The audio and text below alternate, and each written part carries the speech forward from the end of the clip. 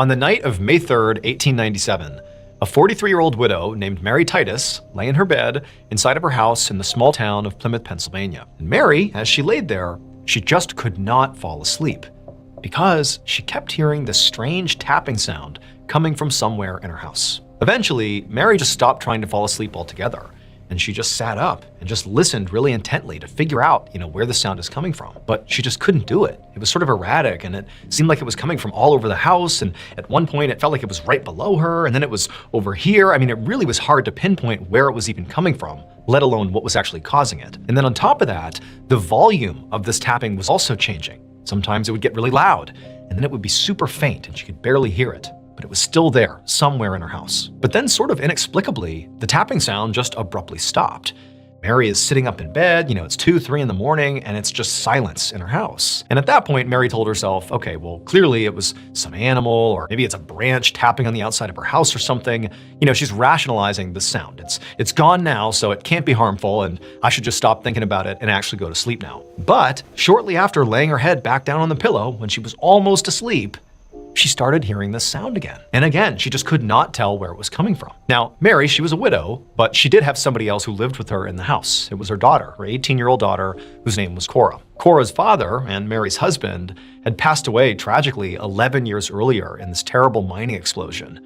And really, even though it had been 11 years, Mary and Cora were still very much living in the shadow and the grief of, his death. This is something that they really had never been able to move past. And so as Mary is laying here in bed and she's hearing this tapping sound starting again, part of her thinks maybe it's Cora, maybe she's doing something. But really what was going through her head when this tapping sound began again was how utterly alone she felt and how badly she missed her husband. Like she really just wished he was here, because then she would have told him, hey, go investigate. I'm gonna stay here, you go make sure the house is safe. But obviously he was gone. He'd been gone for over a decade. And so eventually, even though Mary really didn't want to get up and go look for this tapping sound, because truthfully, she was just scared at this point, but she's thinking about her daughter, Cora, who's downstairs, and heaven forbid there's some problem in the house. Maybe an animal has literally gotten into the house and it could be hazardous. She doesn't know, so she needs to go and be the brave one and go find out where the sound is coming from and make sure her daughter's okay. And on top of that, her daughter, Cora, had recently had this really bad case of strep throat. And while she was recovering, she really was not back to 100%. And so Mary told herself, this is an opportunity as much as anything to go down and just check on her daughter and make sure she's okay. And so finally, Mary musters the courage and she takes her sheets off and she gets up out of her bed. And at the same time, the tapping is sort of rocketing all around the house. It's all over the place. And right as Mary steps onto the ground, she's out of her bed, the tapping stops. Mary starts walking towards the door and there's nothing. She gets to the door, she opens it up, she listens, she's looking out, but there's nothing. And the house is completely silent. And there was something kind of eerie about it. It's like the sound was responding to Mary's actions. And suddenly all of Mary's courage evaporated. And she thought, you know what? The sound has stopped, everything's okay, I'm sure Cora's okay, I'm getting back in bed and I'm going to sleep. And that's what she did. She rushed back to her bed. She did not go check on Cora. She just got under the sheets, pulled them up to her chin, and just hoped the sound wouldn't come back. And it didn't. And eventually, Mary fell asleep. The following morning, when Mary woke up, she immediately kind of took stock and realized, okay, I'm okay. Everything seems fine in the house. She listened and didn't hear any knocking sounds. And she quickly got up, she got dressed, she went downstairs into the kitchen, and Cora was actually already down there doing some needlepoint, and she seemed perfectly fine, albeit still recovering from her strep throat. But she was okay, she was in the kitchen in good spirits. And so Mary just kind of, breathed a sigh of relief here. Even though, again, she really has no idea what that tapping was. She has no idea if it was sinister or not. This could be totally benign. But there was just something uneasy about it. And so it was just really nice to come down here and have life be totally normal. And so pretty quickly, Mary just fell into her everyday routine. She began prepping some food for her and Cora to eat, and then she and her daughter just started chatting.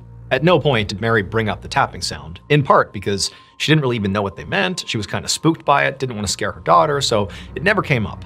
But they're chatting, having their completely normal morning, when suddenly there's very clear and fairly loud tapping that starts not in the kitchen, but below the kitchen, in the cellar. And as soon as the tapping starts, Mary immediately stops because she recognized it as the same sounds she was hearing the night before that spooked her so badly. And she looked over at Cora without saying anything, just seeing if maybe Cora heard the noises too. And Cora as well is looking at her mom like, did you hear that? And Mary's like, you heard that too? You heard that tapping? And Cora's like, yeah, I think it's coming from the cellar. And Mary, she's like, I could have sworn I heard that tapping last night. It was actually keeping me up. And Cora, she said, well, it sounds like it's in the cellar. Maybe we have mice down there and they're rummaging around or something. That's probably what it is. And so Mary, who at this point is desperate to find a logical, non-scary explanation for what's going on here, just immediately goes down the stairs into the cellar and begins looking for mice. That would prove that's all this is. It's mice making these sounds. But when she's down there, she's looking around and there's no mice, there's no sign of mice. And as she's down there, she starts hearing the tapping again. But now it's not coming from the cellar where they thought the sounds were originating.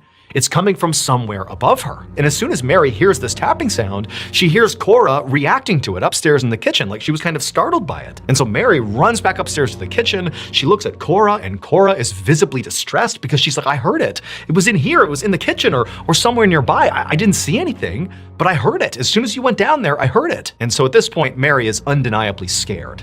She doesn't know what this is, but it's gotten to the point where she cannot deny there is something strange happening in her house. Her daughter has now fully corroborated that. And so Mary said, you know what? I'm going next door. They had a friend who lived next door, a guy that actually used to work with Mary's husband, who was sort of like their handyman and the guy they would call on to kind of help them around the house. And so Mary, she left her house and she went next door, knocked on this guy's door.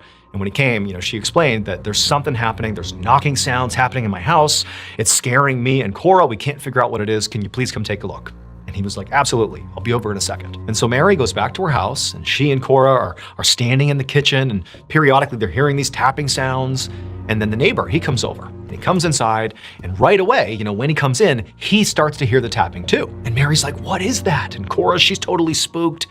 And the guy's like, I think it's your pipes. I think that's all this is. It sounds very much like your pipes are banging against the wood inside your house or something. So let me just check your plumbing. That's probably what this is. And so Mary and Cora, they're like, great. Like he seems pretty confident that that's all this is. And so Mary and Cora, they kind of hover around the neighbor as he begins to check the kitchen and the bathroom plumbing. But as he's checking all the pipes and the fittings and kind of looking for the origin of these strange tapping sounds, he realizes as he's checking all these different areas that as he's checking them, the tapping sound is persisting and it's not coming from the pipes. Sometimes it sort of seems like the tapping is coming from near the pipes, but other times, as he's working right here, the tapping sound is coming from somewhere else on the other side of the house. And eventually, Mary and Cora started to sense that the neighbor, who had come in very confident that this was no big deal, was starting to show signs that he too felt a little uncomfortable, like something was off here. And then, sort of out of nowhere, when the tapping got really loud and it was now apparent, not only to this guy, but also to Mary and Cora, that the tapping could not be coming from the plumbing because it's nowhere near here, it's behind us. And the man, he turned around and he looked at Mary and Cora. His face is ashen. He really looked pretty upset. And he said, the last time I heard this sound was in the mine. It was when your husband was killed in that explosion. He died, but other men got trapped in the mine behind all this rubble from the explosion, and they couldn't get out. And they were tapping on the rocks over and over again until they all died.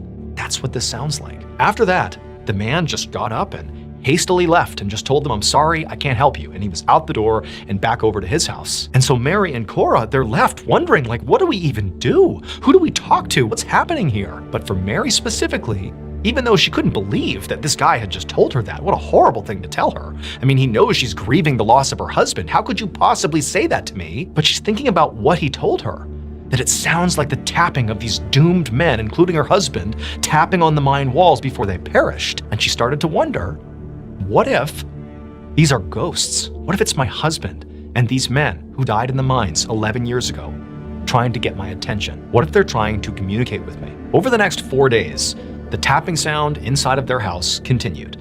And the story about what was happening here spread all across town. In fact, all sorts of neighbors and actually news outlets were coming to Mary and Cora's house to hear the tapping sounds for themselves. And when they'd come in the house, Mary would walk them around the house. And sure enough, the reporters, the neighbors, they'd all hear the tapping sounds. And nobody could explain it. It was like this unbelievable phenomenon. And Mary and Cora, by this point, they were convinced that these sounds were very likely, Mary's dead husband and the other men who perished in the mine. Finally, on May 9th, so 6 days after this haunting began, by this point, the story is out in newspapers, people are talking about it all over the place, and in some ways that legitimized Mary and Cora's plight. But they also really didn't know what to do about this. This had become sort of a spectacle, but nobody had any solutions for them. So Mary and Cora, they're sitting at the table weighing out their options. Like, what do we even do? Even if this is, our dead husband, our dead father trying to communicate with us, we can't live with this. This is kind of terrifying. And if it just goes on and on, do we eventually move? And so they're having that kind of discussion. And as they're sitting at the kitchen table,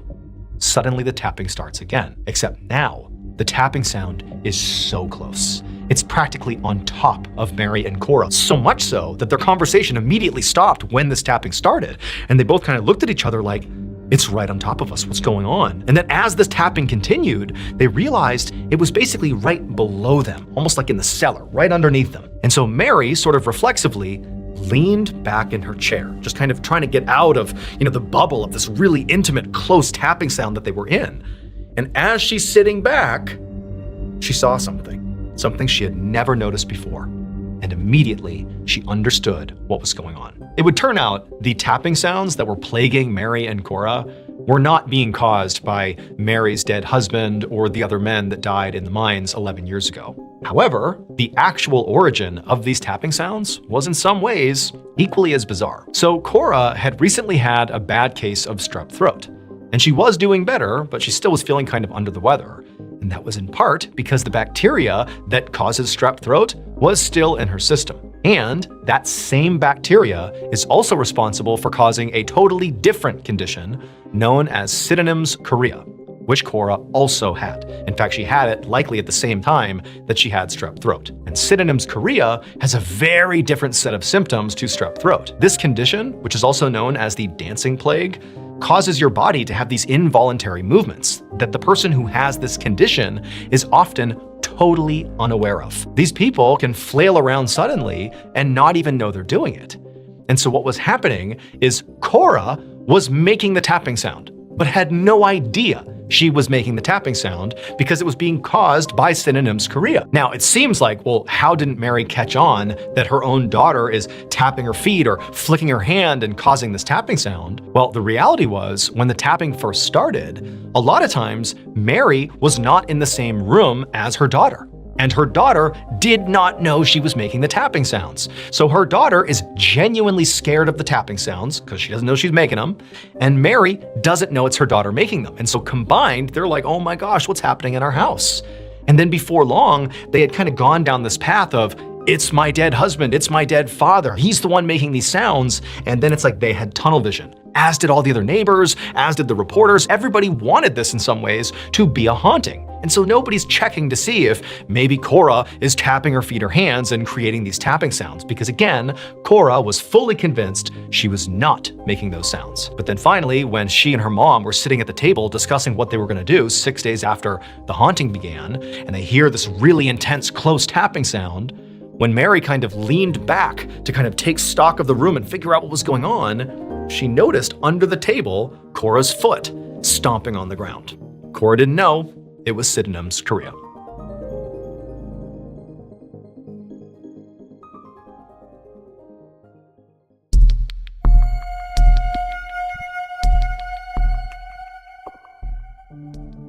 One afternoon in November of 2021, a middle-aged woman named Nicole was on break at her job in the city of Decatur, Alabama. And while she was sitting in the break room, she pulled out her phone and she called her 21-year-old daughter, Hannah. The phone rang a couple of times, but then eventually Hannah picked up, and right away, Nicole could tell her daughter, Hannah, was still very much not feeling well. She could hear it clearly in her voice. So Nicole's daughter was a stay-at-home mom to two very young kids, which, was totally exhausting in its own right. And in fact, on this phone call, Nicole could hear in the background the sound of the kids yelling and running around and crashing into things, so clearly it was just chaos over there. But Nicole knew Hannah could not just be tired from tending to her kids, because over the last couple of months, what Nicole had noticed was every time she spoke to her daughter, whether her daughter's kids were going crazy or not, Hannah just completely sounded under the weather.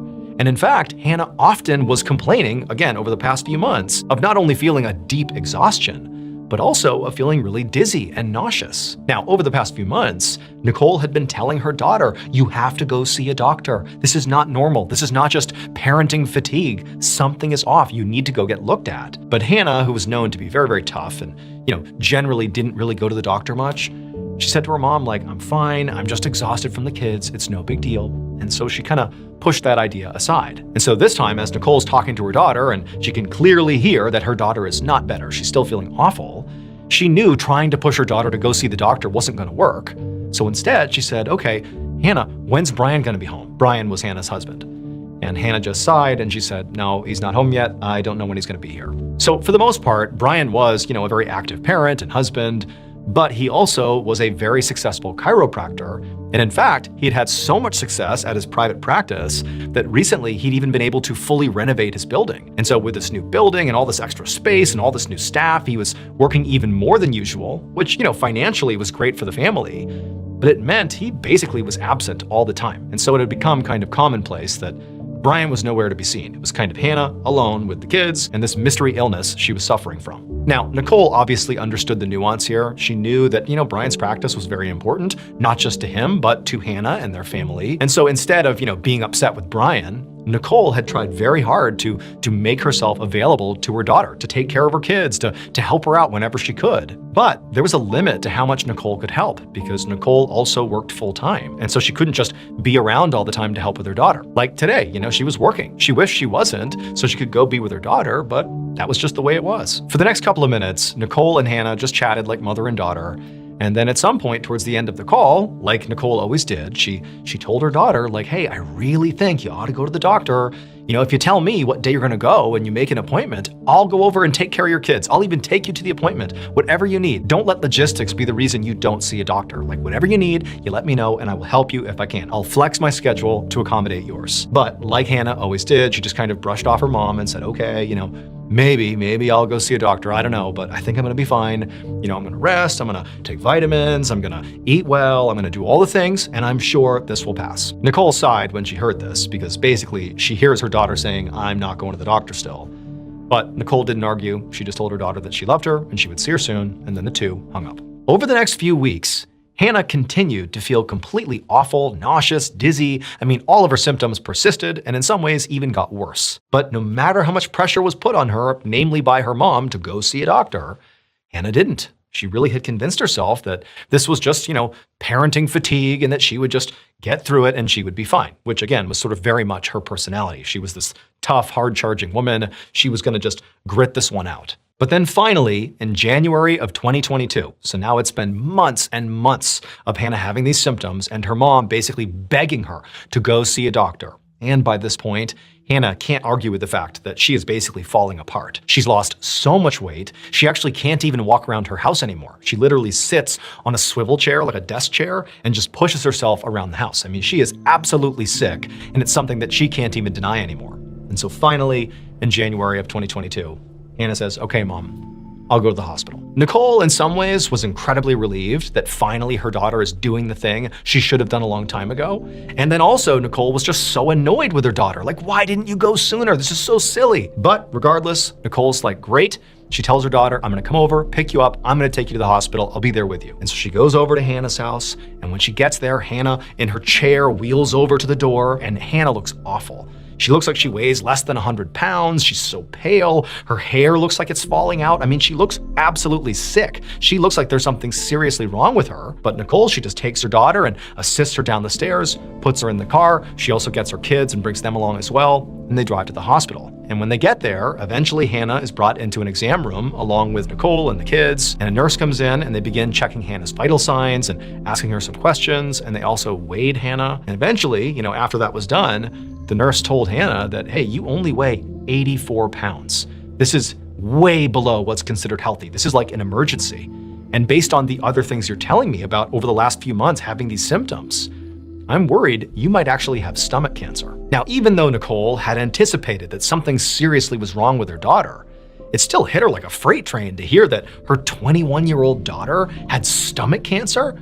She'd never even heard of somebody that young having stomach cancer. And when Nicole looked over at her daughter, Hannah too was horrified. For her, she still believed this was all just gonna pass. Whatever this is, it'll go away. But obviously stomach cancer is not something that just goes away. A couple minutes later, a doctor came in the room and explained to Hannah and Nicole that the next step here was to test Hannah to see if she actually had stomach cancer. Now, the doctor said it was entirely possible this could be something else, But again, based on all the symptoms you've described and the sudden extreme weight loss, unfortunately, this really does appear to be stomach cancer. But we're going to check, and in a couple of days, we should have an answer. And so Nicole and Hannah, despite obviously being shocked and scared, they both said, whatever we need to do, that's what we're going to do. A few days later, Nicole was at home when her phone rang, and it was her daughter calling. Now, to this point, Hannah had gone in and begun doing some of the tests to see if she had stomach cancer, and they were waiting for some of the results to come back. And so when Nicole saw this call coming in, she's thinking, oh my goodness, this could be it. I could be getting the call where Hannah has been told one way or the other about this being stomach cancer. And so with quite a bit of anxiety, Nicole answered the phone. And when she heard her daughter was not telling her about test results. Her daughter, she was speaking in such a low tone that she could barely hear her, but she basically croaked out to her mother that she felt so sick, she had to be taken to the hospital right now. And so Nicole, she dropped everything, sped over to her daughter's house. And when she found Hannah inside, it was like Hannah could barely move. She was so fatigued, she was so sick, so pale, so skinny and malnourished. It was like her daughter was dying. And so she scooped her daughter up and she rushed her to the hospital. Later that day, Hannah was in a hospital room and was stabilized. When she had come in, she actually was showing signs of what's called acute respiratory failure, which basically meant her lungs were shutting down. And in fact, one of her doctors had told Nicole that had Nicole not gone over there and rushed her daughter to the hospital on that day, very likely she would have died. She would not have survived another 24 hours at home. So this was as close as you can come to, your daughter dying. But they had been able to stabilize Hannah, and she was now resting in bed, and they were now trying to figure out what to do. And one of the doctors pulled Nicole aside and said, look, we know she's being tested for stomach cancer, and we don't know if she has that or not yet. But acute respiratory failure is not connected to stomach cancer. And on top of that, it's incredibly rare for someone as young as Hannah. So we really don't know what's going on here. All we can do is keep her here, keep her stable, monitor her, and run some additional tests. And so Nicole, she said, okay, let's do it. And so for a few days, that's what the medical staff did. They just continued to monitor and keep Hannah stable while testing her to figure out how somebody her age and in her condition could be contracting respiratory failure. But after a few days of this, out of nowhere, Hannah has this severe sudden seizure. But after her seizure passed, the medical staff began investigating Hannah's brain because a seizure is a brain-related event. And as they're looking into Hannah's brain, they discover that she has also contracted viral meningitis, which is inflammation of the membranes surrounding the brain. And generally speaking, viral meningitis is not life-threatening, but in rare cases, it can be.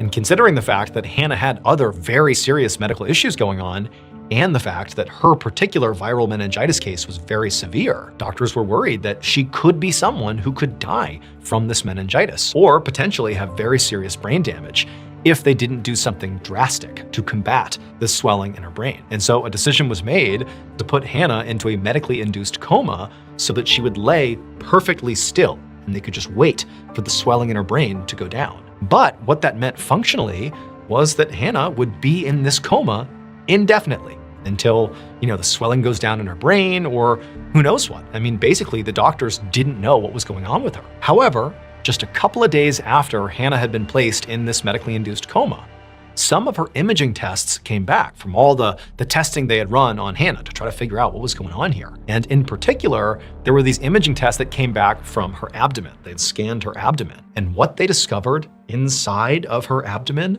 was truly shocking. Hannah's entire digestive tract was covered in white spots. And the doctors all knew that those spots were not cancer. They were something worse. And after running a few more tests to confirm their theory, once they had that information that, yep, what we suspect is going on here, they called the police. So remember Hannah's husband, Brian? He's the very successful chiropractor. Well, his practice had been so successful that he had had the funds to fully renovate his office and build this bigger, better chiropractic practice. And that was great, not just for him, but also for Hannah, her whole family. They were making money hand over fist. Everything was great.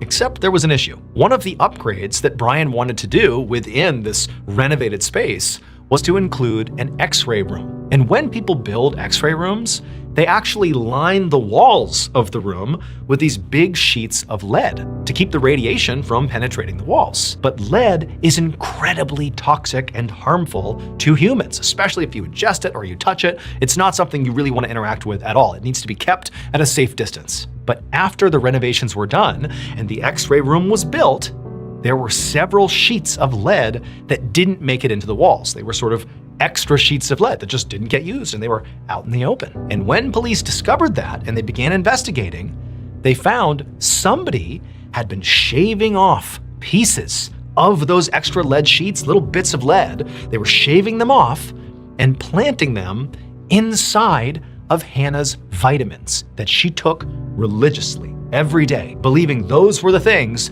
that were gonna make her healthy again. But in reality, sort of ironically, they were doing the opposite. She was literally poisoning herself every time she took one of those vitamins. And who was the person who was shaving off all that lead and literally trying to kill Hannah?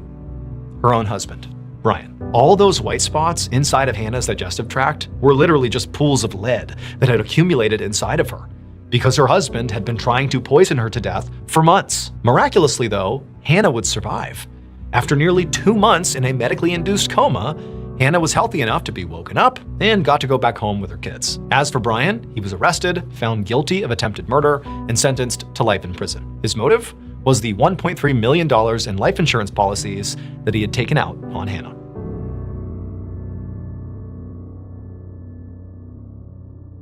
On January 30th, 1925, a 37-year-old man named Floyd Collins walked through this huge forest in central Kentucky inside of a national park.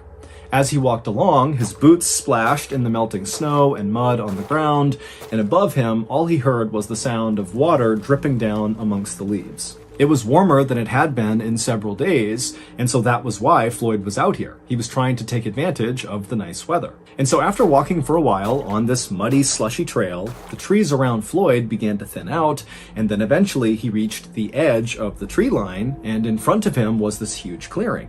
Now, in this clearing, the trail he was on continued straight ahead, but it came to a stop in front of this huge cavern-like opening in the side of a hill. And so without hesitation, Floyd stepped out of the trees into the sunlight, and he walked the rest of the trail right up to the opening of this cavern, and he stopped and just stared and smiled.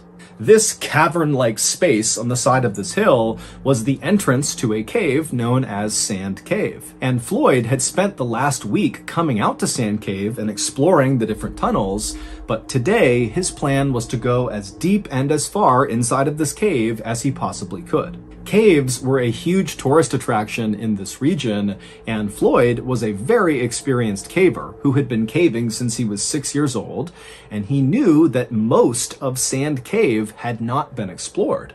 And so if he could go in there and explore all the different parts of the cave and map it all out and make sure it was safe, it was sure to be a huge moneymaker. He could bring people here and lead them on guided tours. So Floyd left the muddy path he had been walking on and stepped foot inside of this grand entrance to Sand Cave. It's basically this 250-foot wide cathedral-like space inside of this hill with ceilings high enough you could stand, but it's totally dark in there. And despite being this big open space, it very quickly funnels to this one kind of tunnel that goes straight down and connects to all these offshoot underground passageways, many of which have never been explored before. And so, as Floyd walked across this big open entryway, he lit his oil lamp and then began mentally preparing himself for what he was about to do, which was going to be very claustrophobia-inducing, even for a very experienced caver. And so Floyd reached the back of this huge entryway, and he reached this tunnel that would connect to the rest of the cave, and he began walking down it. And this tunnel was not very restricting. You could stand in it, you could move around in it, but it was very short. It was 15 feet straight down at an angle, where at the bottom of those 15 feet was a square hole in the ground. And Floyd, having been here the previous week, knew that once you go through this hole, the real caving begins. Now you're going to be down on your hands and knees, wriggling your way through these very tight and restricting areas where you don't really know where you're going, because again, a lot of this stuff has never been explored before. But this is why Floyd loved caving. He loved the adventure and the risk of doing things like this. And so Floyd got to this hole, he put his oil lamp down on the ground, he casually lowered himself feet first into this hole, which dropped down several feet, and then once he was on firm ground, he reached up, grabbed his oil lamp, and pulled it into the hole with him. Once he was inside of this lower level space, he crouched down and looked around, and off to his right was a tunnel that he could crawl through that seemed to lead to a series of other tunnels. And so he puts his lamp in front of him, he gets down, and he begins crawling through this tunnel. And after a little while, he reaches this kind of fork in the road where he had several options of very narrow tunnels to choose from. Now, the previous week, Floyd had gone down several of these tunnels and mapped out where they went, but there was one tunnel in particular at this fork that was very narrow. It was likely the most narrow of all the tunnels, but from where he had seen the last week, it looked like it went pretty far without obstruction.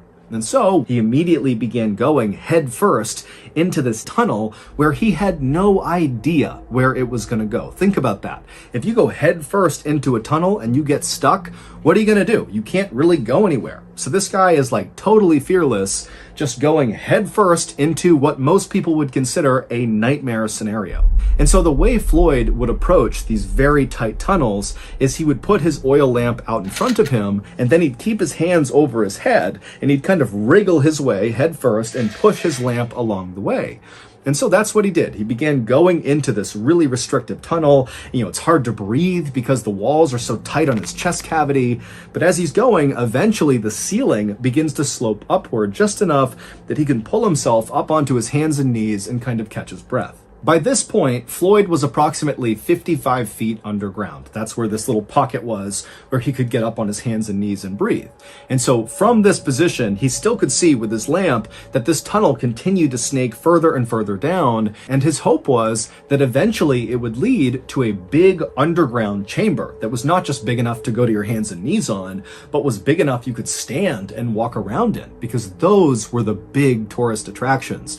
Not only because it seems like another world underground that you can fully explore and walk around in, but also, as Floyd knew from his past experience of going into other caves, a lot of times those big underground chambers are full of Native American artifacts. And again, that was a huge potential moneymaker for people like Floyd because it allowed him to advertise that this cave where tourists could go explore was full of all this rich history. And so Floyd eventually, after catching his breath in this little spot, got back down onto his stomach with his hands out in front of him, with the lamp out ahead of his fingers, and he began going deeper and deeper into this unexplored section of Sand Cave. And as he inched along, even though the ceiling remained very tight on top of him, he's totally compressed to the ground, the walls on either side of him began to expand, which meant Floyd, if he wanted to, could actually turn himself around, although he couldn't stand up. And so Floyd is making his way down this very low ceiling area when he notices his oil lamp is beginning to flicker, which means it's going to go out soon. Now, Floyd wasn't concerned about suddenly being in the darkness inside of a cave.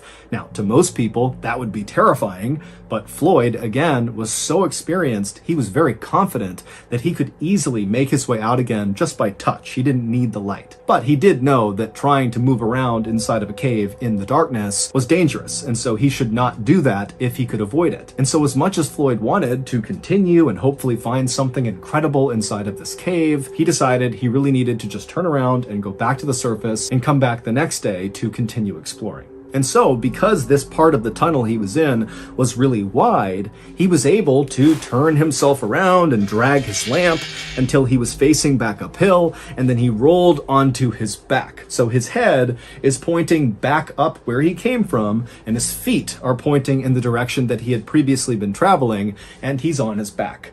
And so his oil lamp is above his head. He can move his arms side to side because, again, it's pretty wide in the area he's in, but his head is pretty restricted by the ceiling. And he began inching with his heels and pushing with his arms, moving up the tunnel on his back. And as he would move, he'd use his head and his hands to push the oil lamp back up the direction he was going. And for a little while, this system worked great. But at some point, right as he was getting close to that area where he was able to previously get on his hands and knees and catch his breath, Floyd accidentally kind of rushed and pushed his lamp too hard and knocked it over, which extinguished the light. And so suddenly, Floyd was cast into total darkness.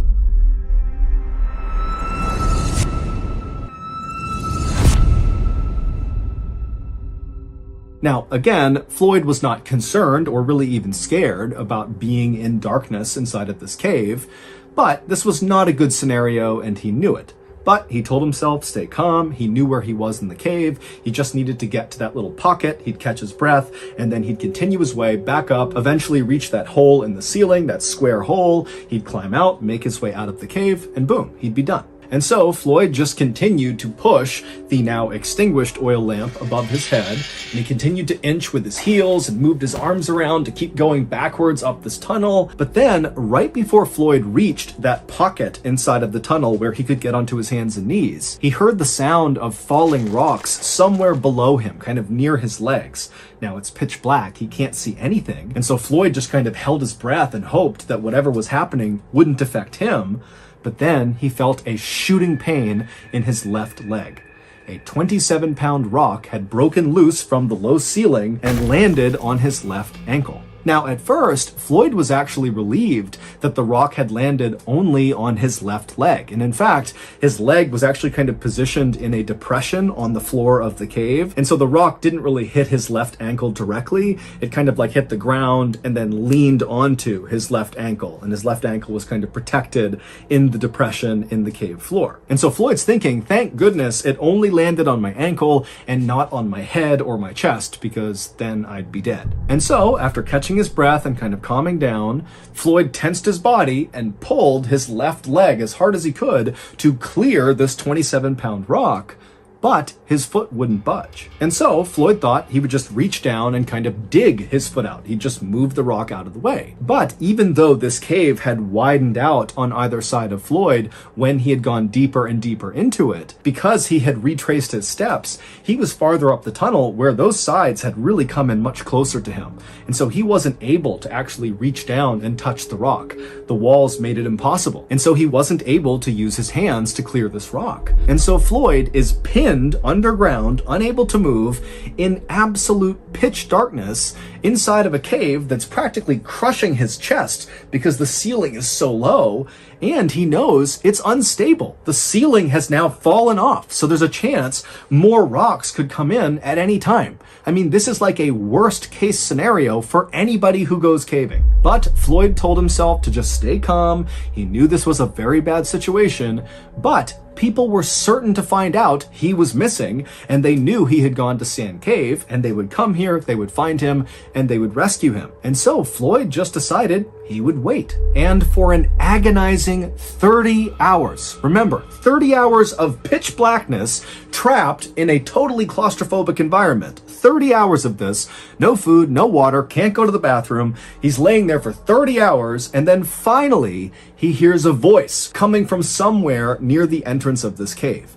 And when he heard that voice, it was like the sweetest sound he had ever heard, because not only did they represent help, but the voice was coming from Floyd's brother, Homer, who was also a very experienced caver. And so Floyd's thinking, thank goodness, I'm saved. And so Homer was able to navigate from the entrance down all the way to the tunnel that Floyd was in. And Homer got to that spot in the tunnel where Floyd had gone to his hands and knees, that pocket there. So Homer's in that pocket, and he can see Floyd is only a few feet away from him. He can see Floyd's head right there. And so Homer, who had a lamp, he shines the light on Floyd, and the two brothers don't waste any time with small talk. Instead, Homer, who had his oil lamp, had set it up right next to them, and he began feeding Floyd sausage sandwiches and giving him sips of water. And then Homer would tell Floyd that he just did not have the equipment to help Floyd get out right now, but Homer was going to go back to the surface, get men, get supplies, and then come back and save Floyd. And so Floyd is very thankful, he's very relieved, he says goodbye to Homer, and Homer turns and makes his way back up to the surface. 15 hours later, Homer would return by himself, and so at this point, Floyd has been trapped for 45 hours. And so Floyd, he's laying there kind of in and out of consciousness, and he hears the sound of Homer calling out to him, and then he hears the sound of Homer chiseling away at some rocks. It would turn out Homer's plan to save Floyd was basically to chisel away the side of this section of tunnel that Floyd was stuck in order to be able to reach down and somehow, some way, clear the rock off of Floyd's leg and then pull Floyd up. Now, Floyd understood, of course, that this plan of chiseling away the side of this tunnel to make it wider was going to take some time, But luckily, Homer had shown up with more food and water, and they chatted the whole time as Homer worked, and so Floyd was in good spirits, and Homer was very optimistic. But after 8 hours of Homer slowly chiseling his way, widening this tunnel, he hadn't made much progress, and he was totally exhausted. I mean, you gotta remember that the angle he was working at was horrible. He was basically crouched down on his hands and knees, chipping away at this rock. And so after those 8 hours, Homer would leave Floyd and go back home and sleep and eat and drink and kind of recover. But he told Floyd, don't worry, tomorrow more men will be here to help chisel away this tunnel and get Floyd out of there. But over the course of the next 50 hours, Floyd remained trapped inside of this tunnel with the rock pinning his leg, and despite Homer and several other men getting down there and very diligently chipping away at this tunnel, it just was not happening very quickly. And so over the course of those 50 hours, Floyd began going in and out of consciousness, and he began not being able to differentiate between what was real and what was not. At one point, he would say that he believed the cave had kind of opened up and these angels riding golden chariots with flaming wheels had come in to save him. And as they were lifting him out of the cave, he smelled food and coffee. And then suddenly his hallucination cleared and he realized he was trapped in the darkness all alone, still in this cave. And it was like it destroyed his morale. And so Floyd is really starting to go downhill, and the rescuers are realizing they need to do something, and they need to do something now. But at the 130-hour mark, things got even worse for Floyd. As he was laying there in the tunnel, this was sometime in the middle of the night, and so no rescuers were actively down there trying to chisel their way down to him. He was laying there and he was listening to the sound of the running water somewhere outside the cave, and that sound was kind of amplified down to him. And then all of a sudden, he heard the sound of falling rocks somewhere up above, and then when those rocks stopped and it went silent again, he could not hear the sound of the running water. It was very muffled. And that was when he realized that there must have been a cave-in somewhere higher up in the cave, which meant potentially there could be a significant block just to get down to him. Forget about widening this tunnel. I mean, he could be actually entombed inside of Sand Cave. And so Floyd did the only thing he could do, which was to pray. It would turn out that cave-in had indeed blocked the way for rescuers to get down to Floyd. And because of how extensive this cave-in was, the rescuers actually decided to start carving a brand new tunnel that would join up with the side of Floyd's tunnel. I mean, this is an even bigger undertaking than just chiseling the side of the tunnel that Floyd was in, which was their original plan and had taken several days. And so now they have to build this brand new tunnel to Floyd. And so finally, on February 16th, 1925, so a staggering 17 days from the time Floyd got first stuck in this cave, the rescue team finally punched through and reached Floyd. And as soon as they did, the lead rescuer looked over at Floyd, and then he paused, he turned up, and he just said, "Dead." It would turn out shortly after that cave-in, which sealed Floyd in completely inside of Sand Cave, at some point over the next couple of days, those rocks began to break free and tumble down the cave and began striking Floyd until finally one or several of those rocks hit him in the head or chest and killed him. So just imagine you are trapped. You've been there for several days. You're in total darkness. You're entombed inside of this cave, and periodically rocks just come tumbling down and smash into you.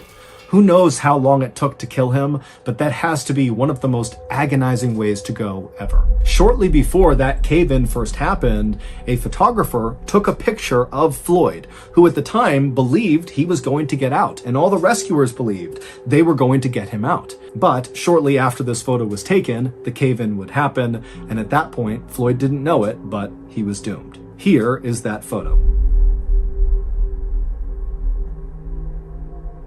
Floyd's body was eventually removed from Sand Cave. However, instead of being buried, because of the interest around this cave rescue that ultimately failed, there was a decision made to actually put Floyd's body on display inside of another cave. Basically, Floyd's body became a tourist attraction. and it would remain a tourist attraction for decades until finally he was removed from that cave and given a proper burial. Fin de l'été 1930, Raphaël Pansardi et sa femme Leonardo Cianciulli ont déménagé avec leurs 4 jeunes enfants dans une petite ville du nord de l'Italie appelée Curio. Un terrible tremblement de terre avait détruit l'ancien village de la famille et tué presque tous leurs voisins. Cette famille se sentait donc très chanceuse d'être en vie. Mais lorsqu'ils sont arrivés à Curio, ils n'avaient vraiment rien et nous espérons que les habitants de cette ville seront très accueillants et généreux et les aideront à se réinstaller. Et c'est exactement ce qu'ont fait les habitants de cette ville. Caresio était un endroit magnifique au cœur d'une vallée fertile où les gens vivaient dans des cottages entourés de rizières et de mûriers. Les habitants étaient très unis, prenaient soin les uns des autres, cuisinaient les uns pour les autres et organisaient des fêtes ensemble. Je veux dire, c'était une vraie communauté. Ainsi, lorsque Raphaël et Leonardo sont arrivés, les habitants de la ville leur ont immédiatement trouvé cette jolie petite maison au bord d'un ruisseau avec une porte d'entrée blanchie à la chaux et un magnifique âtre en pierre pour cuisiner. Et il y a fait une devanture attenante à ce cottage qu'il leur avait donné. Et puis en plus de ça, une fois que la famille a emménagé, les nouveaux voisins de la famille ont aidé à trouver un emploi à Raphaël. Et ils ont également aidé Leonardo à installer la devanture attenante qui faisait partie de leur cottage afin qu'elle puisse vendre ses savons faits maison dans la boutique. Et donc très vite, la famille est tombée complètement amoureuse de Cargio, en particulier de Leonardo, 36 ans. Perdre sa maison et ses anciens voisins dans ce terrible tremblement de terre avait été une tragédie d'une ampleur épique. Mais c'était loin d'être la première tragédie que Leonardo avait été forcé de vivre. Leonardo était né dans la pauvreté. Sa mère était en fait issue d'une famille très riche, mais ils avaient coupé les ponts avec la mère de Leonardo lorsqu'elle était tombée enceinte de Leonardo. Et donc quand la mère de Leonardo lui a donné naissance, elle a blâmé Leonardo pour leur pauvreté et tous leurs problèmes, et l'a donc battu sans relâche. Et puis en plus de ça, le père de Leonardo est mort alors qu'elle était très jeune. Elle s'est donc retrouvée coincée à la maison constamment, maltraitée par sa mère. Quand Léonard avait 21 ans, elle rencontra Raphaël et en tomba amoureuse. C'était un homme très gentil et doux. Il faisait vraiment une très forte première impression à tous ceux qui le rencontraient. Mais lorsque Léonard alla voir sa mère et lui présenta Raphaël en lui disant « Je vais épouser cet homme, je l'aime », sa mère se mit en colère. Et puis il maudit littéralement Léonard. Et elle murmura le sort à voix haute, puis dit à Léonard qu'à cause du sort, Léonard serait poursuivi par le mal pour toujours. Léonard était bien sûr très habitué au comportement horrible de sa mère, et elle ne pensait donc pas qu'elle risquait de voir sa vie affectée par cette malédiction. Mais peu de temps après avoir épousé Raphaël, Léonard commença à avoir des preuves que cette malédiction pouvait être réelle. Cela commença par des crises d'épilepsie soudaines sans raison particulière. Et puis, chaque fois qu'elle tombait enceinte, Léonard faisait une fausse couche et perdait le bébé. Se sentant vraiment triste et désespérée parce que tout ce qu'elle voulait c'était une famille, Leonardo alla voir une diseuse de bonne aventure, dans l'espoir qu'elle lui dise qu'à l'avenir sa vie s'améliorerait et non qu'elle empirerait, ce qui signifiait pour Leonardo que la malédiction n'était pas réelle si ma vie s'améliorait. Mais après que la diseuse de bonne aventure eut pris les mains de Leonardo et examiné ses paumes, elle leva les yeux vers Leonardo et lui annonça une grave nouvelle. Elle dit « Leonardo, tu vas avoir des enfants vivants, mais ils vont tous mourir jeunes. Et je vois une prison et un asile d'aliénés dans ton avenir. » Cette expérience choqua totalement Leonardo et lui confirma que la malédiction de sa mère devait être réelle. Et bien sûr, au cours des années suivantes, Leonardo et Raphaël eurent 14 enfants vivants et 10 d'entre eux moururent bébés ou tout petits. Ainsi, lorsque Leonardo arriva en Carie avec sa famille en 1930, elle était absolument pétrifiée à l'idée que ses 4 derniers enfants précieux meurent à cause de cette malédiction. Et donc, pour assurer la sécurité de ses enfants, elle ne les laissait jamais hors de vue. Non. Et puis elle s'assurait également qu'ils respectaient toujours ces étranges règles et croyances que Léonard avait inventées sur le bien et le mal conçu pour protéger les enfants de cette malédiction. Mais l'incroyable démonstration de générosité, de soutien et de gentillesse dont Léonard et sa famille avaient fait l'expérience à leur arrivée à Cario avait vraiment eu un effet sur Léonard. En fait, cela avait vraiment changé sa façon de voir le monde. Soudain, elle était moins préoccupée par cette malédiction et par la manière d'en protéger sa famille. Au lieu de cela, elle était juste plutôt satisfaite. Elle se sentait en sécurité. Elle se sentait heureuse. Les femmes de la ville adoraient Léonard et venaient toujours à la maison pour la saluer et manger quelques-uns des incroyables gâteaux qu'elle préparait. Et Léonard était également devenu le meilleur ami d'une femme nommée Virginia, une ancienne chanteuse d'opéra de Milan, très élégante et belle. Et chaque fois qu'elle allait à un dîner, elle invitait Léonard. Et Léonard et sa famille devenaient financièrement stables pour la première fois. La savonnerie de Léonard, qu'elle tenait dans leur maison de campagne, était un véritable succès. Les gens venaient de partout pour lui acheter ses savons, car personne ne savait les fabriquer comme elle. Le travail de Raphaël en tant que commis était très stable, et lui aussi commençait à être respecté en ville. Ainsi, grâce à la réussite de sa transition vers Cuyo, Léonard se fit à un moment donné la promesse à elle-même et à l'univers qu'au lieu de consacrer tout son temps et toute son énergie à cette malédiction qui l'avait tourmenté toute sa vie, elle allait plutôt se concentrer à aider les habitants de Cario de toutes les manières possibles, car ils avaient tant fait pour elle. Et c'est exactement ce que Léonard fit, mais d'une manière un peu ironique. Par peur de la malédiction de sa mère, Léonarda était allée voir cette diseuse de bonne aventure il y a de nombreuses années. Et même si les nouvelles qu'elle avait apprises en voyant la diseuse de bonne aventure étaient horribles, Léonard était sorti de cette expérience en quelque sorte fasciné par l'art de la divination, de la magie et de la sorcellerie et de la sorcellerie. Cela l'avait vraiment séduite. Et maintenant que Léonard gérait cette savonnerie très prospère depuis sa maison, il y avait tous ces gens qui venaient de loin pour demander à troquer ses savons. Le troc, c'est comme échanger un objet contre un autre plutôt que de payer quelque chose directement avec de l'argent. Léonard a donc commencé à troquer avec ses voyageurs chaque fois qu'ils avaient des livres sur la divination, la magie, la sorcellerie, la fabrication de potions, l'occultisme.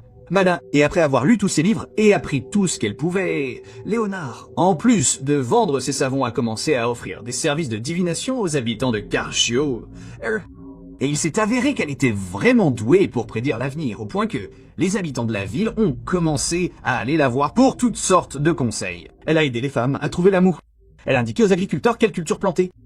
Elle a créé ses sacs porte-bonheur pour les gens et leur a dit qu'ils les protégeraient. Elle a également commencé à créer ses potions d'herbe pour les gens lorsqu'ils tombaient malades.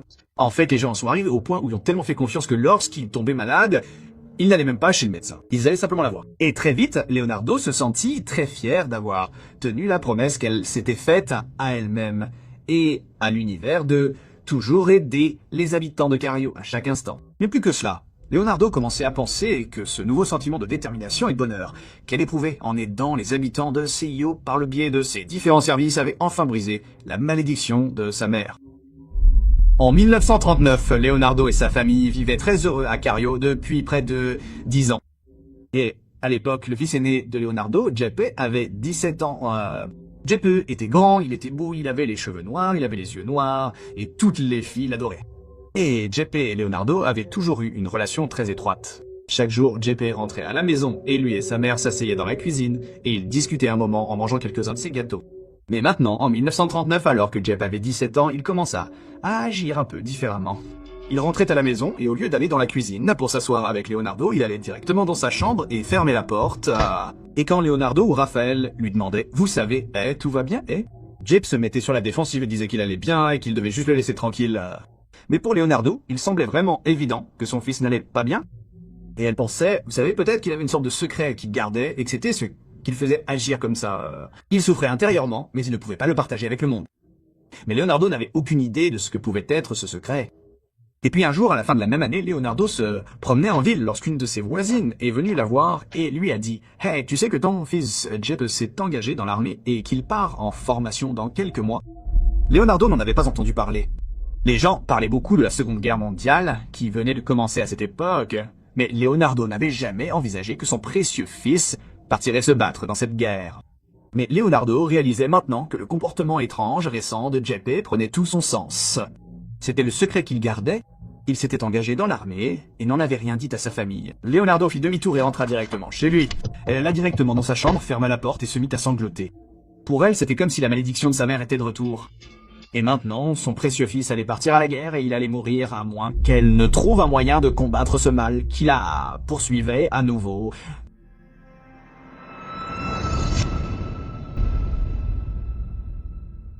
Pendant les jours qui ont suivi, Leonardo n'a pas ouvert sa savonnerie. Elle n'est pas descendue. Elle resta enfermée dans sa chambre et lut tous ses livres sur la magie, la sorcellerie et l'occultisme, cherchant une solution pour combattre cette malédiction. Et finalement, elle comprit ce qu'elle devait faire. Elle lut que si elle offrait quelque chose de beau à l'univers, l'univers la récompenserait. Et dans l'esprit de Léonard, cette récompense serait d'épargner son fils. Léonard décida donc que la plus belle chose qu'elle pouvait offrir à l'univers serait d'aider les habitants de Césio, ce qu'elle faisait déjà. Mais dans son esprit, elle pensait qu'elle pouvait vraiment redoubler d'efforts et vraiment essayer de changer la vie des gens. Et elle pensait que si elle y parvenait, l'univers le remarquerait à coup sûr et que cela sauverait la vie de son fils. Léonard décida que la première personne qu'elle aiderait vraiment au sein de Cario serait une femme nommée Fina. Faustina, qui avait plus de 70 ans, voulait désespérément se marier. Mais pour beaucoup de gens en ville, y compris Léonard, elle semblait irrécupérable. Elle était totalement asociale. Elle était maladroite et, vu son âge, on aurait dit que le mariage n'était pas envisageable pour elle. Mais c'est là que Leonardo a pensé qu'elle pouvait intervenir et tout changer pour Fina. Elle lui trouverait un mari. Et Leonardo a donc contacté Fina et lui a parlé d'un de ses amis, un homme qui vivait dans une ville au nord, qui était également seul dans sa vieillesse et qui cherchait probablement à se marier. Et elle pouvait les arranger si Faustina était intéressée. Et donc Faustina a tout de suite été intéressée et a voulu rencontrer ce type. Mais Leonardo lui a dit que vous savez, ce type, la raison pour laquelle il n'est pas marié, c'est qu'il est un peu difficile à côtoyer. C'est un peu un con, mais il a un cœur merveilleux. Il veut bien faire. Je pense qu'il serait parfait pour toi. Et donc, encore une fois, Faustina dit, super, je veux le rencontrer, je veux l'épouser. Je suis prêt. Et puis finalement, le jour est arrivé où Faustina est allée dans une autre ville et a rencontré ce type en personne. Et ils sont tombés amoureux, et Faustina emménagea tout de suite avec lui. Et peu de temps après, elle envoyait des cartes postales joyeuses à Carcio, racontant à tout le monde à quel point elle était heureuse et reconnaissante envers Leonardo pour son aide dans l'installation. Leonardo était donc manifestement ravi, non seulement du bonheur de son ami, mais elle avait aussi vraiment l'impression d'avoir coché la case en termes de dépassement de soi pour aider quelqu'un à Cario afin que l'univers épargne son fils. Mais son fils était encore à quelques mois de partir en formation. Et Leonardo, elle, est très superstitieuse et elle se dit, bon, je ne sais pas si cela suffira à convaincre l'univers de sauver mon fils. Je dois donc trouver quelqu'un d'autre que je peux aider. Ainsi, en septembre 1940, Leonardo a commencé son prochain projet de bonne action avec une autre femme de la ville. C'était une veuve d'une 50aine d'années nommée Francesca. Elle avait travaillé comme enseignante, mais lorsque son mari est tombé malade, elle a quitté son emploi, et lorsque son mari est finalement décédé, elle s'est retrouvée sans rien. Leonardo a donc contacté Francesca et lui a dit qu'elle, Leonardo, serait prête à contacter la riche famille de sa mère pour voir si elle pouvait trouver un emploi pour Francesca. Et bien sûr, Leonardo n'était pas enthousiaste à l'idée de parler à la famille de sa mère, qui l'avait renié et n'avait montré aucun intérêt pour Leonardo, Mando. Mais Leonardo voulait faire cela pour Francesca et pour le bien de son fils, et pour que l'univers remarque ce qu'elle faisait. Bien sûr, Leonardo a contacté la famille de sa mère, qui a été remarquablement ouverte à l'idée et a trouvé un emploi pour Francesca en Suisse. Et c'est ainsi que Francesca a fini par s'envoler pour la Suisse. Et quelques jours plus tard, elle envoyait des cartes postales à Cargio pour lui dire à quel point elle était heureuse et reconnaissante de l'aide de Leonardo. Et donc, encore une fois, Leonardo était très heureuse de ce dénouement. À la fois parce qu'elle se souciait de Francesca et aussi parce que c'était une autre sorte de coche dans la case de ses bonnes actions que l'univers allait remarquer, ce qui sauverait à son tour son fils. Allez. Mais encore une fois, après que Francesca n'eut plus besoin d'aide, Leonardo se retrouva à regarder son fils qui était de plus en plus proche de partir en formation et elle se demanda « En ai-je fait assez pour le protéger, hein? En ai-je fait assez? Ai-je vraiment empêché cette malédiction de le tuer après son départ ?» Et Leonardo finit par décider que non, elle n'en avait pas fait assez. Elle devait faire au moins une autre bonne action pour quelqu'un dans cette ville. Et qui de mieux pour l'aider que sa meilleure amie Virginia, l'ancienne chanteuse d'opéra. Leonardo savait, d'après toutes ses discussions avec Virginia, que la vie dans une grande ville et les soirées d'opéra lui manquaient vraiment. Alors Leonardo contacta Virginia et lui dit « Tu sais quoi ? Je peux contacter la riche famille de ma mère et peut-être qu'ils pourront te trouver un emploi dans une grande ville si ça t'intéresse. » Et Virginia lui répondit « Waouh, oui, j'adorerais ça. C'est une opportunité incroyable. » Et donc Leonardo contacta à nouveau la riche famille de sa mère et ils trouvèrent à nouveau ce travail de planificatrice sociale pour un homme très riche à Florence, en Italie, qui a financé souvent des pièces de théâtre et des opéras. Et donc ce travail était parfait pour Virginia. Quand Leonardo lui parla de cette opportunité, Virginia pleura de joie. Après avoir emballé toutes ses affaires, Virginia s'arrêta chez Leonardo pour lui dire au revoir et la remercier. Et les deux femmes s'étreignirent, rirent et pleurèrent. Elles burent du vin ensemble. Et puis finalement, quand vint le moment pour Virginia de partir, même si Leonardo était très triste, elle était aussi très heureuse, parce qu'elle sentait enfin que cette bonne action suffirait à faire épargner son fils par l'univers. Cependant, Leonardo étant une personne très superstitieuse, il y avait encore une petite chose qu'elle voulait faire avec JP avant qu'il ne parte à l'armée. Et cette petite chose, c'était elle, Leonardo, baignant son fils de 18 ans, avec un bain de savon particulier. Et puis elle voulait aussi lui donner un genre spécial de gâteau au thé qu'elle allait faire. Le savon et le gâteau au thé contenaient des herbes spéciales, des ingrédients et différentes choses qu'elle avait tirées de ses livres de magie et d'occultisme et formaient en quelque sorte une barrière protectrice à la fois à l'extérieur et à l'intérieur de JP. Donc le soir même où Virginia partait pour Florence, quand Jep rentrait à la maison, Leonardo s'approcha de lui et lui dit « Je veux te donner ce bain et je veux te faire manger ces gâteaux au thé. » Et Jep n'était pas du tout enthousiaste à l'idée que sa mère le baigne. Il a 18 ans. Mais il savait qu'elle était très superstitieuse. Elle semblait assez émue à ce sujet, et il semblait que c'était extrêmement important pour elle. Et donc il dit « D'accord. » Et donc Leonardo a lavé son fils avec ce savon magique spécial. Et puis elle lui a aussi donné les gâteaux au thé. Et puis après, même si JP était vraiment agacé parce qu'on venait lui demander de faire, Leonardo était si heureux qu'il flottait pratiquement. Elle avait l'impression d'avoir fait tout ce qu'elle pouvait faire, et maintenant, elle pouvait juste se détendre parce que son fils était en sécurité. Mais bientôt, Leonardo allait apprendre que ce n'était pas vrai. Quelques jours après avoir donné à son fils le dernier bain magique et les gâteaux au thé magique, la police s'est présentée à la porte d'entrée à la maison de Leonardo. Et quand elle a ouvert la porte et a vu la police, elle a demandé ce qui se passait. Et la police lui a dit « Et les 3 femmes que vous êtes censées avoir aidées qui ont quitté la ville récemment, elles ont toutes été portées disparues par leur famille. Elles ne savent pas où elles sont. » Et donc Leonardo, elle a été complètement choquée par cela. Et elle a dit « Non, ce n'est pas possible, je leur écris tout le temps. Je reçois des cartes postales qui arrivent très régulièrement de toutes. » Puis Leonardo est allé chercher les cartes postales et les a montrées à la police en disant « Regardez, je leur parle. »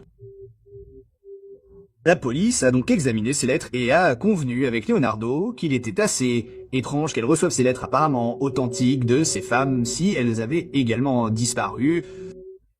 La police a fini par partir et a dit à Leonardo qu'elle la contacterait en cas de besoin. Au cours des 2 jours suivants, Leonardo s'est beaucoup inquiété pour ces 3 femmes. Mais elle a reçu de nombreuses cartes postales de ces femmes au cours de ces quelques jours. Et toutes ces cartes postales semblaient tout à fait normales. Leonardo était donc assez confiant que tout ce qui se passait avec la police devait être une confusion et qu'elle n'entendrait plus parler d'eux. Mais quelques semaines plus tard, la police est revenue chez Leonardo. Sauf que cette fois, ils n'ont pas frappé. Ils ont fait irruption. Après avoir parlé à Leonardo pour la première fois, la police a fait des recherches sur les lettres qu'elle recevait et a réussi à remonter jusqu'à leur point de départ. Il s'est avéré que toutes ces lettres de ces 3 femmes provenaient du même endroit. C'était cette petite ville au nord de Cario. Et lorsque la police s'est rendue dans cette petite ville, elle a découvert que ces lettres qui provenaient de cette petite ville étaient toutes envoyées par la même personne, Kogan. Et ils ont obtenu une description physique de cette personne qui prétendait être ces 3 femmes. Et la description était celle d'un grand et beau jeune homme aux cheveux noirs et aux yeux foncés. C'était Jep. Après que la police a fait irruption dans la maison de Leonardo, ils sont allés directement dans la chambre de Jep où ils l'ont accusé du meurtre de ces 3 femmes. Puis, ils l'ont traîné hors de la maison et l'ont emmené au poste pour l'interroger sur l'endroit où il avait jeté les corps. Lorsque le dernier policier a quitté la maison de Leonardo, Leonardo est sorti et est resté là, se demandant ce qu'elle allait faire. C'était comme si elle avait fait tout ce qui était en son pouvoir pour protéger son fils de cette malédiction. Mais d'une manière ou d'une autre, cette malédiction avait fait ça à son fils. Et maintenant, elle savait qu'il n'y avait qu'une seule chose qu'elle pouvait faire. Sans rien dire à son mari, elle est entrée, a pris ses affaires et s'est dirigée vers le poste de police. À ce stade de sa vie, Leonardo paraissait beaucoup plus âgé que son âge réel de 46 ans.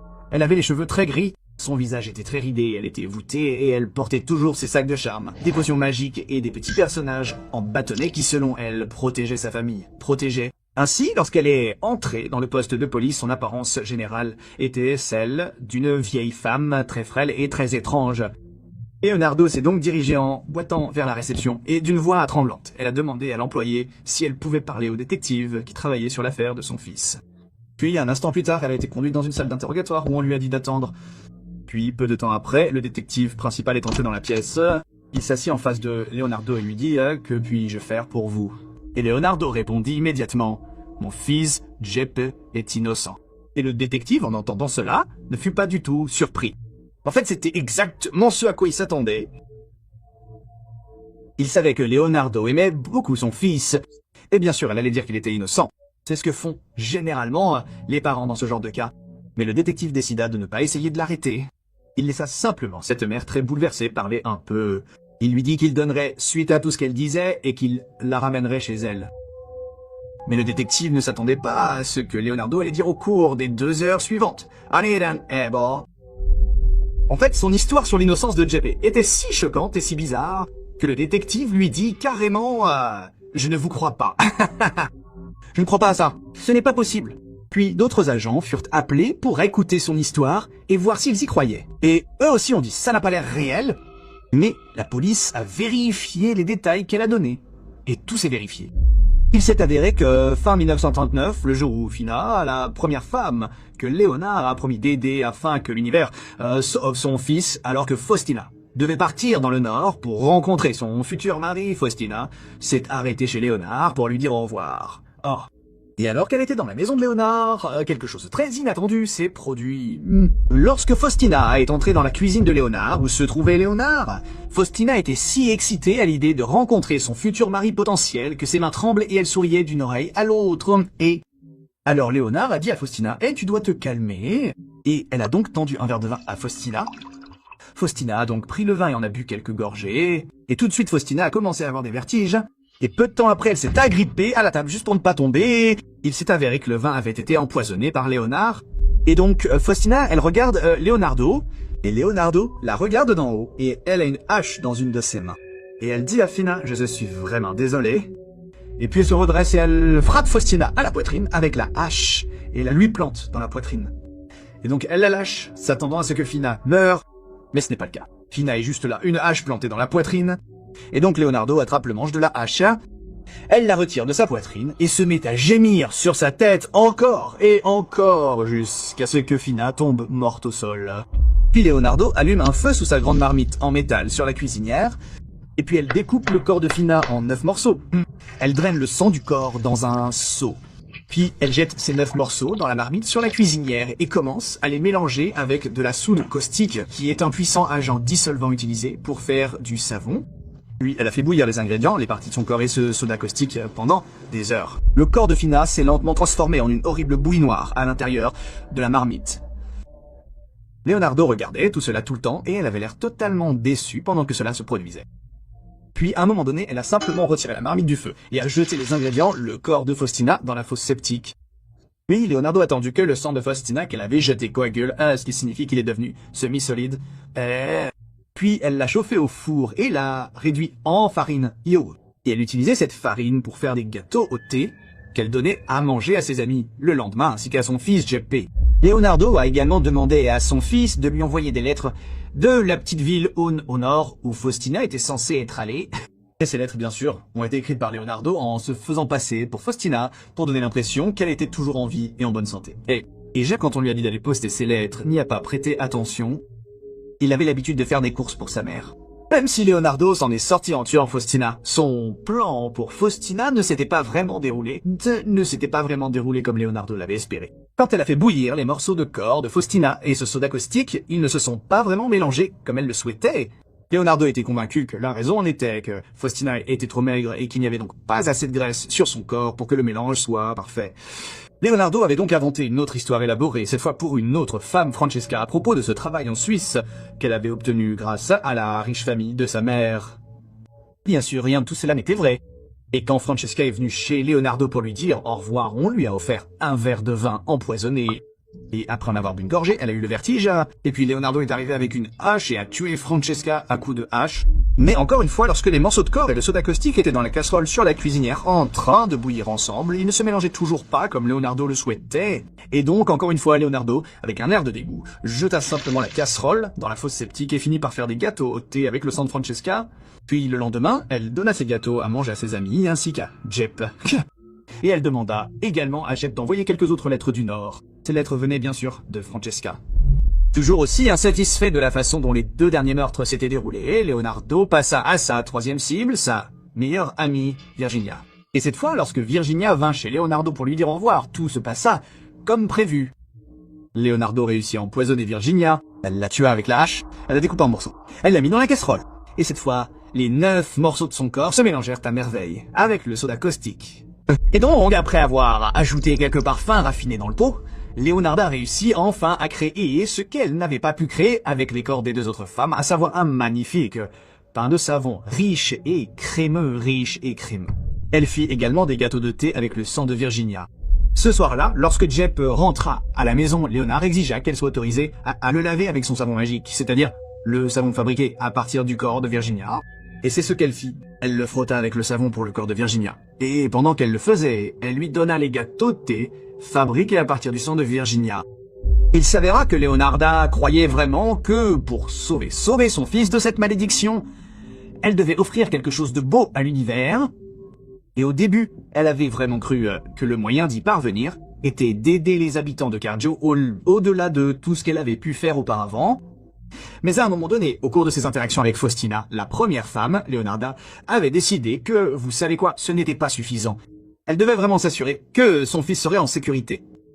La seule façon pour Léonard de garantir la sécurité de son fils était donc de prendre une vie et de la rendre à l'univers, ce qui sauverait son fils.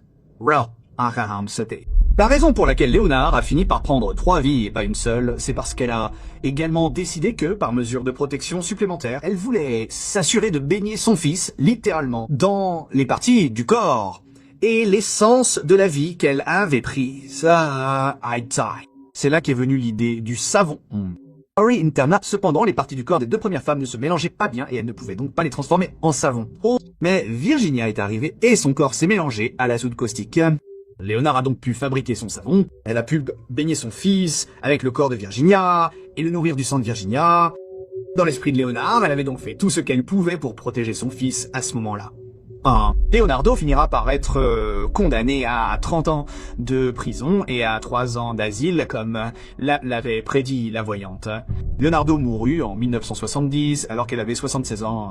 Quant à sa famille, elle s'enfuit de Césio, et 3 de ses enfants changèrent de nom et disparurent. Et son fils chéri, Jeppe, qu'elle avait tué pour le protéger, s'était engagé dans l'armée et allait partir à la guerre. Il fut soit tué au combat, soit changea simplement de nom et disparut également.